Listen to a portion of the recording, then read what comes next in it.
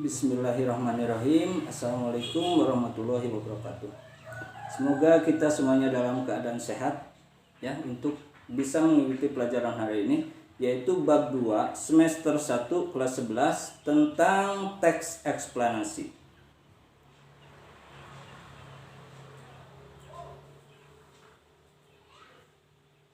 Oke.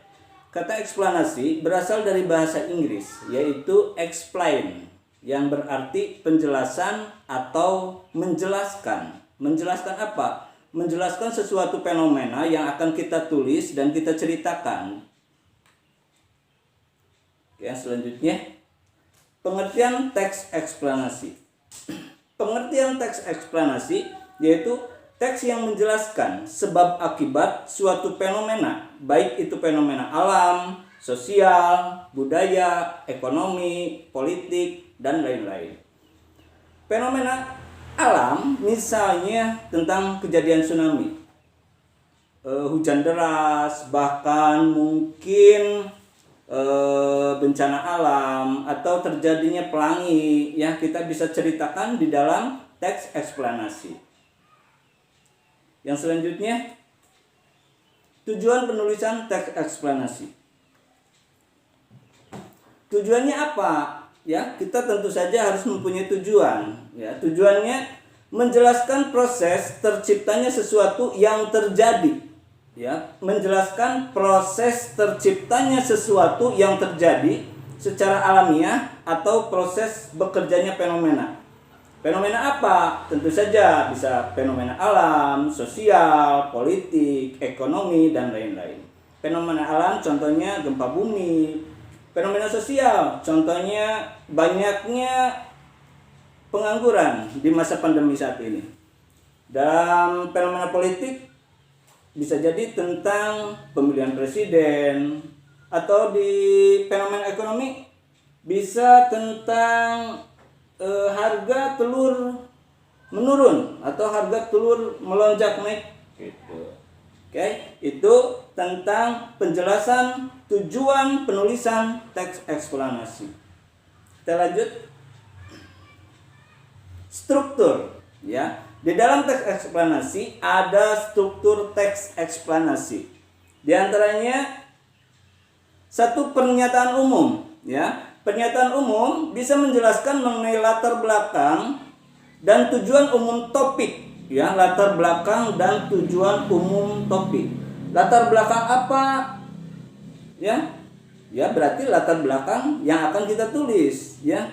Bisa bencana alam itu menjadi salah satu topik.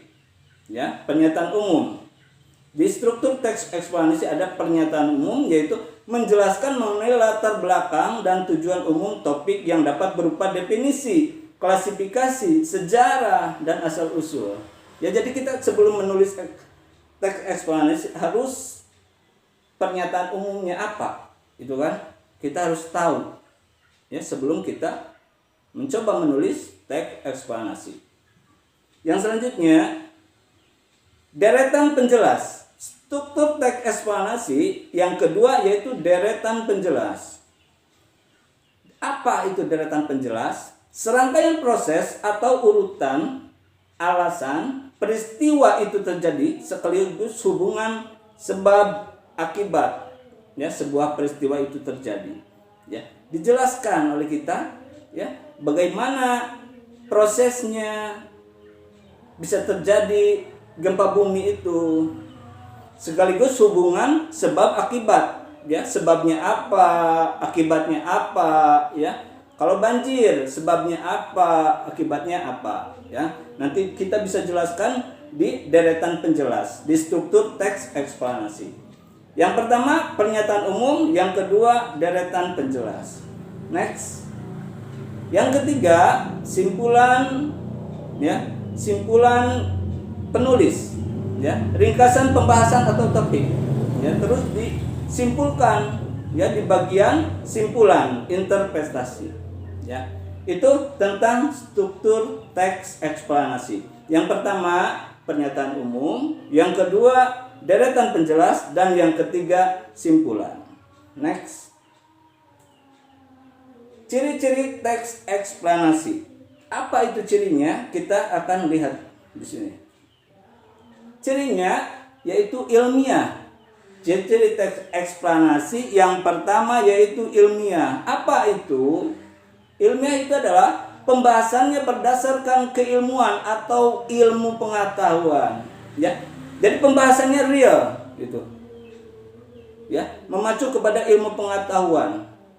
Oke, yang selanjutnya logis dan teoritis. Ciri-ciri teks eksplanasi yang kedua adalah logis dan teoritis. Apa itu maksudnya? Oke, semua yang dijelaskan harus bisa diterima oleh akal, ya, itu logis. Dan sesuai dengan teori-teori yang sudah teruji sebelumnya. Ya, berarti sangat real sekali bahwa itu fakta, ya. Yang selanjutnya ciri-ciri teks eksplanasi yang ketiga yaitu faktual. Ya, semua hal yang dikupas di dalam teks ini harus sesuai dengan fakta dan keadaan yang sebenarnya. Oke, selanjutnya yang keempat cirinya yaitu informatif.